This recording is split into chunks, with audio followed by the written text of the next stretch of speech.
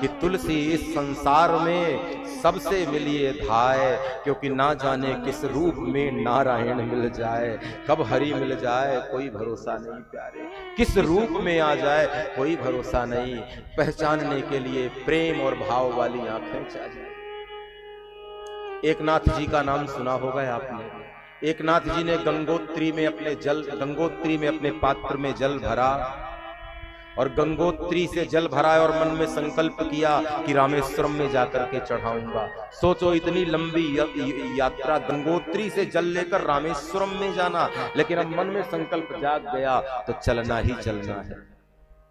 और गंगोत्री से एकनाथ जी चले, वृद्ध शरीर, पैरों में छाले पड़ गए, हजारों किलोमीटर दूर पैदल यात्रा।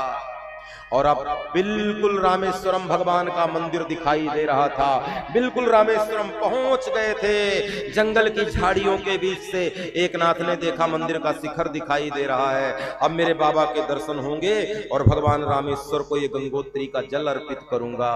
उसी समय कहते हैं देखा कि एक गदहा तड़प रहा है और ध्यान लगा करके देखा तो गदहा जल के लिए तड़प रहा था।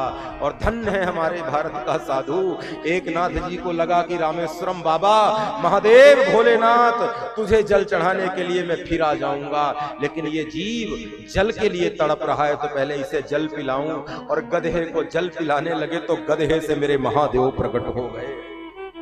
रामेश्वरम भगवान प्रगटे और कहते हैं एकनाथ को हृदय से लगा करके कहा कि तूने मुझे इस रूप में भी पहचान लिया।